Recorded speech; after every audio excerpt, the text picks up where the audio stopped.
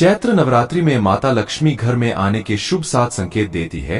नमस्कार साथियों, जय माता दी। हिंदू धर्म में नवरात्र के समय को बहुत ही महत्वपूर्ण और पवित्र माना गया है। चैत्र नवरात्रि के 9 दिनों में माता दुर्गा के 9 रूपों की पूजा अर्चना की जाती है। इस बार चैत्र नवरात्र की शुरुआत 9 अप्रैल मंगलवार के दिन से हो चुका है। ऐसे में यदि आपको नवरात्र के दौरान कुछ शुभ संकेत दिखाई देते हैं तो ऐसा माना जाता है कि माता रानी आपसे प्रसन्न है और जल्द ही आपके घर में खुशियों का आगमन होने वाला है। 1. नवरात्र के दौरान मिट्टी के पात्र में जौ उगाने का भी विधान है। माना जाता है कि यदि नवरात्र के दौरान आपके द्वारा उगाए गए जौ सही ढंग से उगते हैं तो यह एक बहुत ही शुभ संकेत माना जाता है। इसके अलावा जौ के बीच में 1-2 सफेद रंग के भी जौ उगना भी माता रानी की कृपा का संकेत माना जाता है। इसका अर्थ है कि मां दुर्गा आपके पूजा पाठ से प्रसन्न हुई। 2. नवरात्र के दौरान अखंड ज्योति जलाने का भी विशेष महत्व है। ऐसे में अगर आपके घर में 9 दिनों तक अखंड ज्योत बिना किसी बाधा के जलती है तो इसका अर्थ माना जाता है कि मां दुर्गा की आपके प्रसन्न है।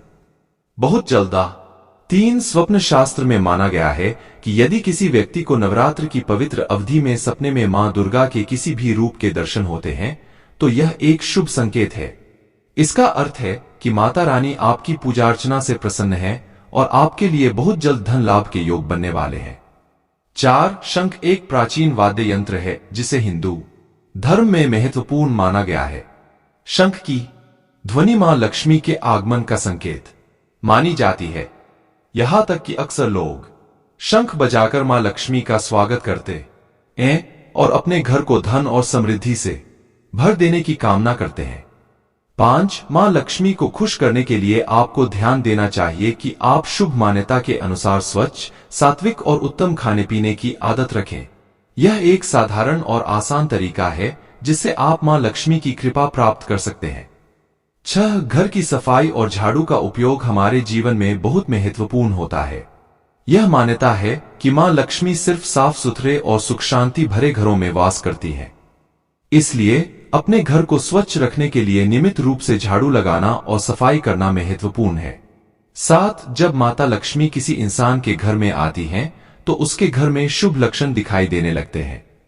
इंसान के पास धन की संपत्ति, सुख, समृद्धि और खुशहाली के संकेत मिलते हैं, जैसे कि घर के दरवाजे पर सजा हुआ तोरण, सुंदर पौधे, चमकते हुए आभूषण, धन की संपत्ति से भरी अलमारी आदि।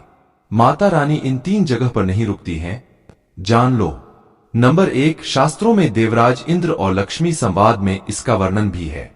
जब देवी लक्ष्मी असुरों का साथ छोड़कर देवराज इंद्र के यहां पहुंचती हैं, तब इंद्र लक्ष्मी से पूछते हैं कि आपने दैत्यों का साथ छोड़ दिया है।